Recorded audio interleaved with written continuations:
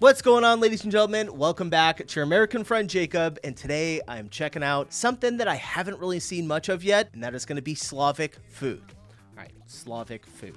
Now, we've covered a lot of food on the channel. It's one of my favorite topics to dive into. Slavic cuisines, though, not really something I've seen too much of, so I'm pumped for this. Came in as a recommendation from the channel Slavic. Now, it says he's covering all Slavic cuisines in 17 minutes, so I'm pumped. Smash the like button, and let's dive in. What comes to your mind when you think of Slavic food? Lots of soups, fermented dishes, and tons of dough? Or maybe all you know are borscht and blini? In reality, there are 13 different Slavic cuisines. Each of them is unique and full of surprises. Some make jelly from pork, some serve soups inside a loaf of bread, and somewhere else shrimp and mussels are cooked in white wine. This is Slavic. Here we talk about Slavs, and today we'll tell you about every Slavic cuisine. Let's start with Russian cuisine. It was born in harsh conditions, long winters, dense forests, and rich nature. That's why Russian food is hearty and warming. Soups, porridge, pickled vegetables, mushrooms, and game. In the old days, the heart of every home was the oven. It kept the house warm and was used for cooking, which is why people here love bread, pies, and all kinds of baked and boiled dishes. There's nothing better than cooking over a real fire. I just gotta say that. One of my favorite things to do. Cuisine is, of course, soups. There are dozens of them, hot and cold, meat and fish, mushroom, and even milk-based, or made with kvass. For example, shi, a cabbage soup made with fresh or fermented cabbage. And in summer, people often make okroshka, a cold soup with vegetables and meat served on kvass. By the way, kvass is a traditional Slavic drink made from bread, and it's still popular in Russia today. Among the main dishes, you can't skip pelmeni, simple dumplings made of dough and minced meat, usually served with sour cream. And of course, that looks so good. It's made of dough and minced meat. Oh, they look like pot stickers, right? Usually served with sour cream. And of course, blini, thin pancakes that are a symbol of Russian cuisine. They're eaten with jam, cottage cheese, fish, sour cream, or even caviar. Another staple is pies. Russia has countless types of them.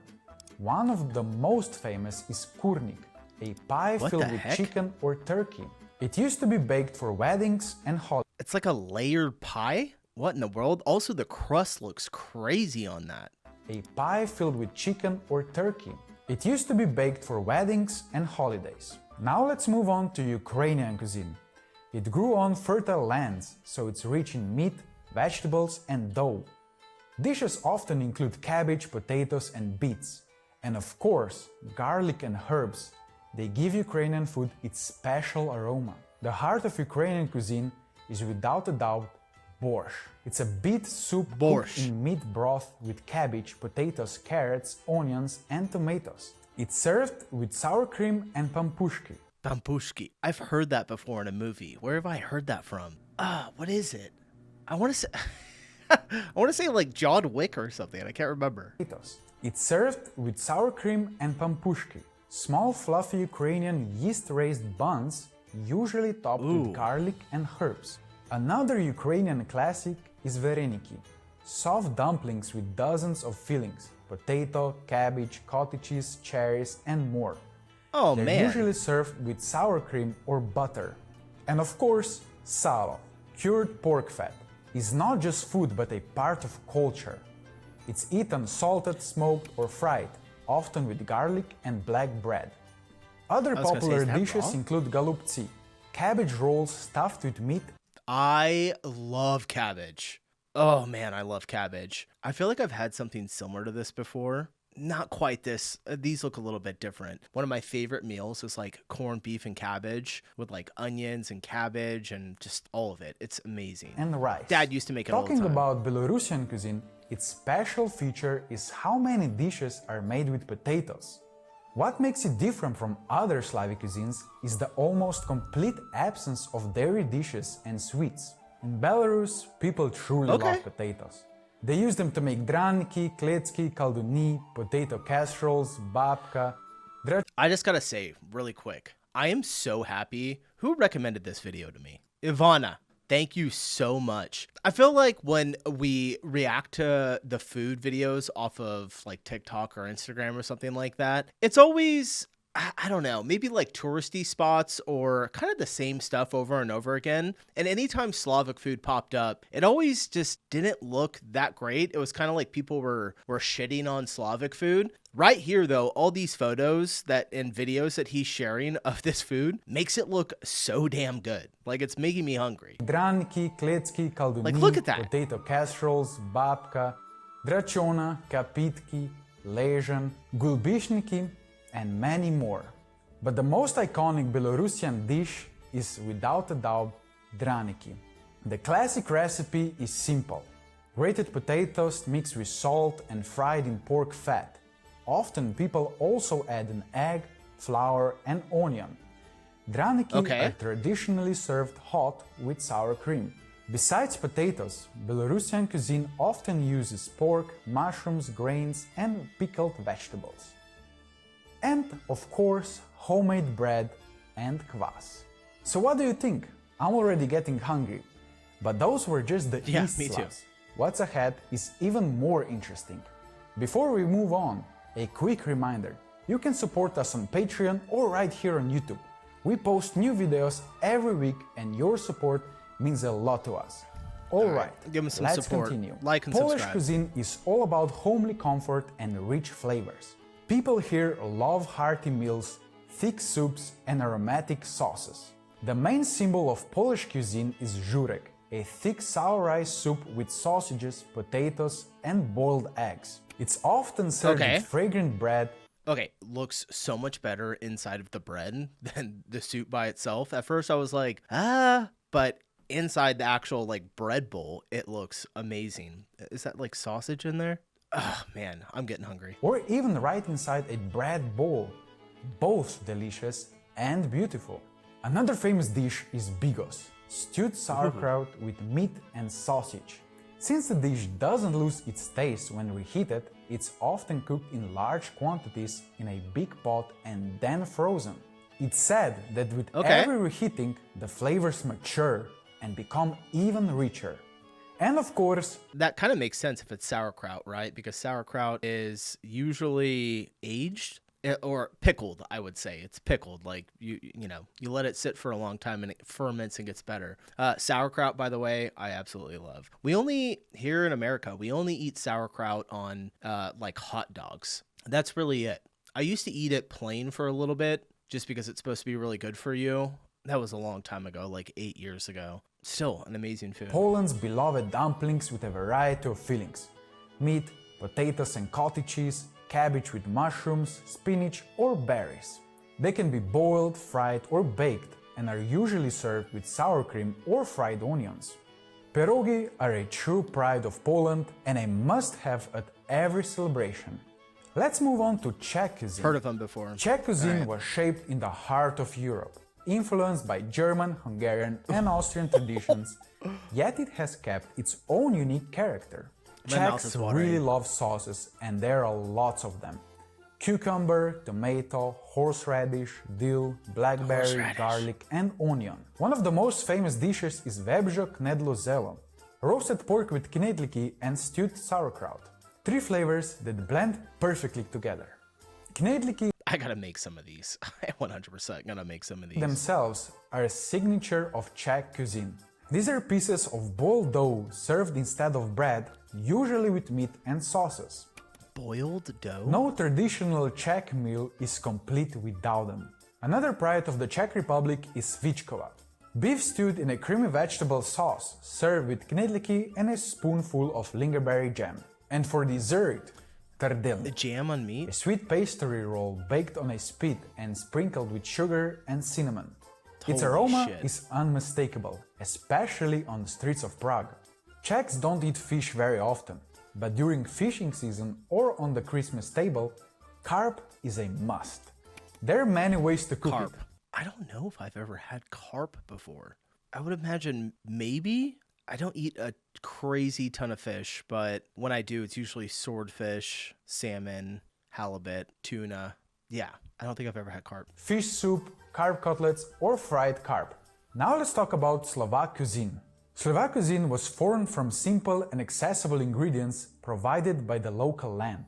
It uses potatoes, cabbage, flour, pork, and dairy products widely. The main dish is brinzové galušky. These are small potato dumplings with sheep cheese brinza and fried bacon. It's a symbol of the national cuisine. It looks like cottage cheese. Is kapustnica, thick and flavorful, made with sauerkraut, meat, and smoked sausage. It's often cooked for holidays, especially Christmas.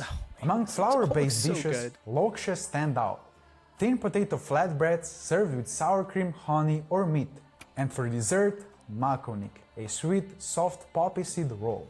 Now we're moving on to... What is that? What? That I have never seen a plate of food look like that before. That is probably so good. Guys, I'm dying right now. I haven't had a carb in like a week and a half. Makovnik, a sweet, soft poppy seed roll. Now we're moving on to Slovenian cuisine. It combines the traditions of the Alpine, Mediterranean, and Balkan regions. There are several traditional soups here. The first is mushroom soup, made only from porcini mushrooms. Next comes jota, a sour soup made with sauerkraut, potatoes, beans, and dried pork. And the third is bograč, a thick meat soup with vegetables and paprika, borrowed from Hungarian cuisine. The most famous Slovenian sausage is kranjska klobasa.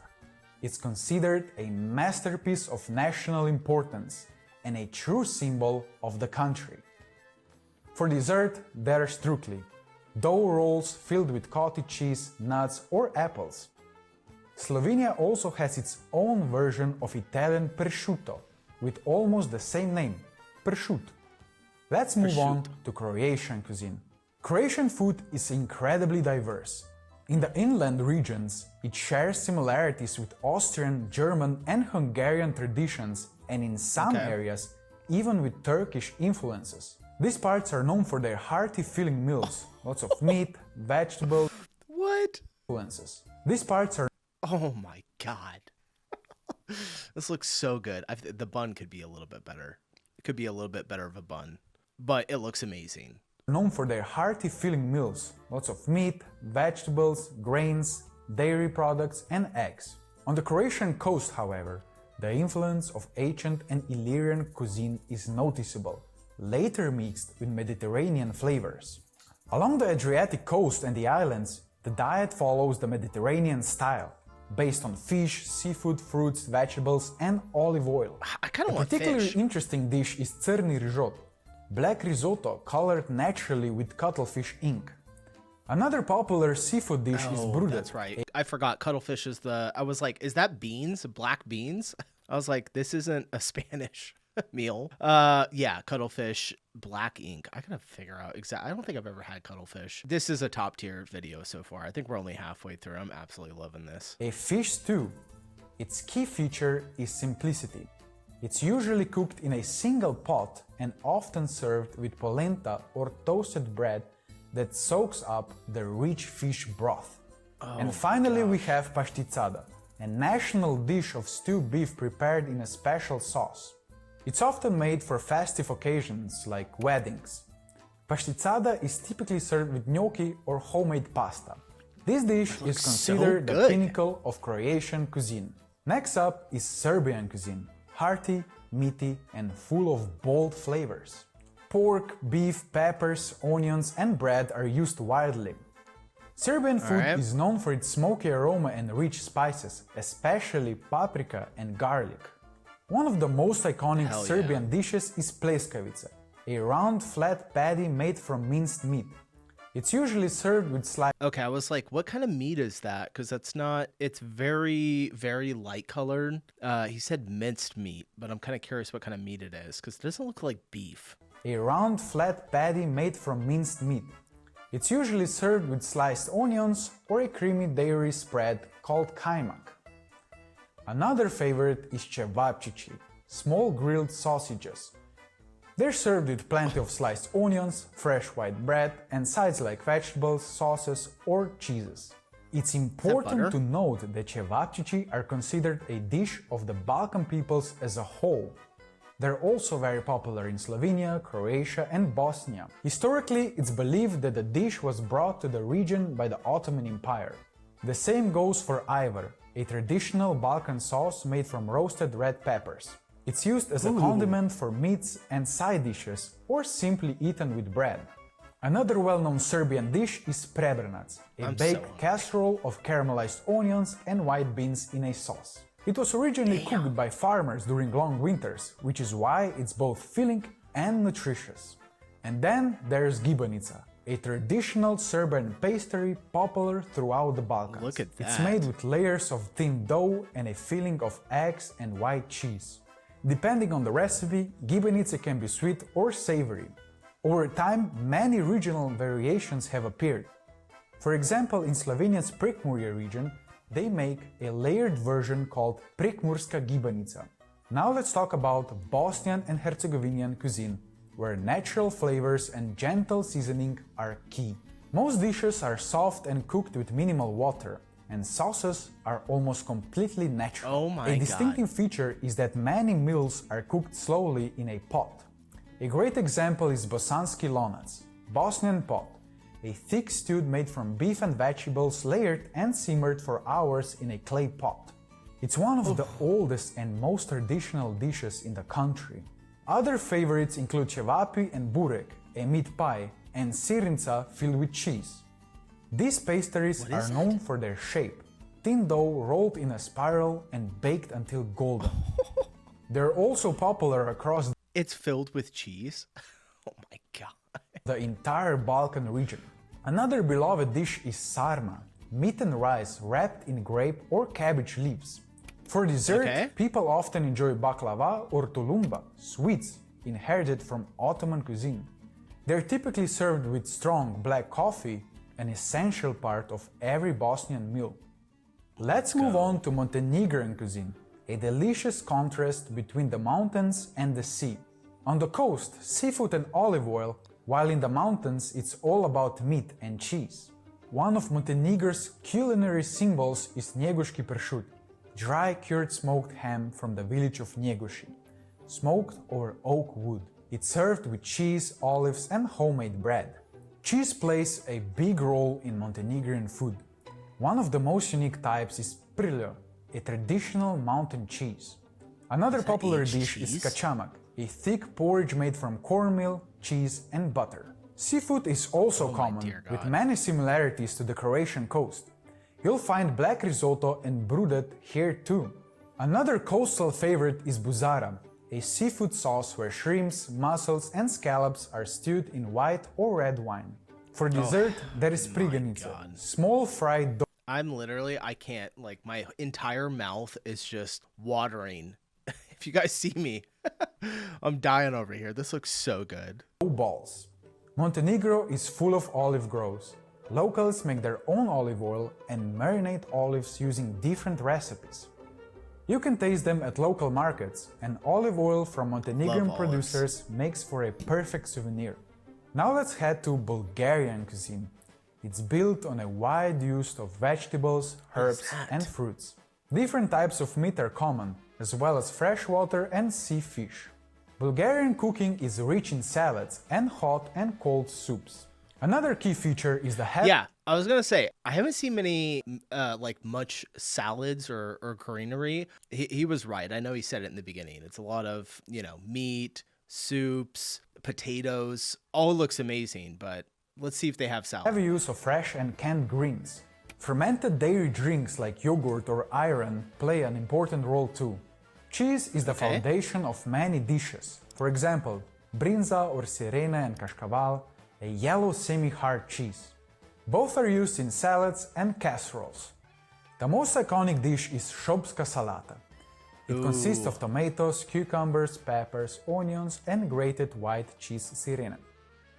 It is a symbol of Bulgarian cuisine and a must-have dish on every table. Bulgarian cuisine also offers a variety of soups, green, meat and fish-based. Among cold soups, tarator is the best known, made with yogurt, cucumbers, garlic, walnuts and herbs. As for hot dishes, one of the most popular is moussaka, a baked casserole of potatoes, mincemeat and eggs. Another interesting one is kavarma, which can be served both hot and cold, and in fact, these are two different dishes. Hot kavarma resembles a thick soup, while cold kavarma is solidified fat poured into a sheep's stomach. After cooling, the kavarma is cut into medium-thick slices and served at the table.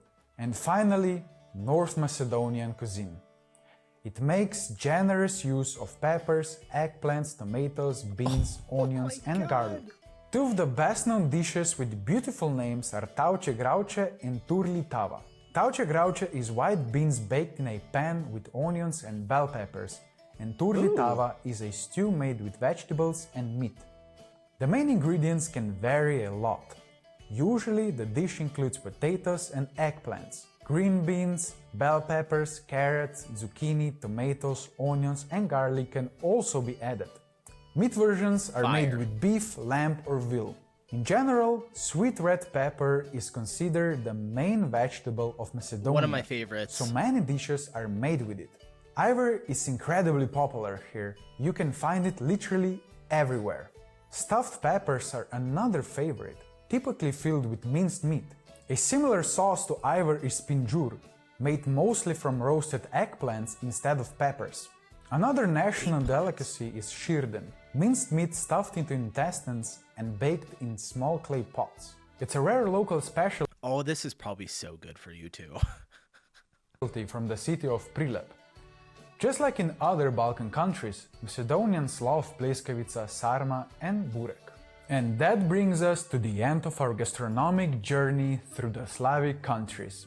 Good, I'm about to We try to give you a quick but rich tour of Slavic cuisine without leaving out anything essential. Tell us in the comments. Okay, that was... holy shit. I was like, all right, Slavic food. We'll check out Slavic food. I'm like, yeah, I love food. Like, they probably make some good food. I did not know that it was going to look that amazing. I got to try making some of this. Like, 100%. That's what I was thinking in my head. I was like, ooh, I want to try making that. I want to try making that. That looks amazing. I want to try... All right, I'm going to have to make some, and I'll let you guys know how it turned out. With that, I'm going to go ahead and end the video. Thank you so much for the recommendation. Appreciate you guys watching, and I'll see you in the next one. Peace.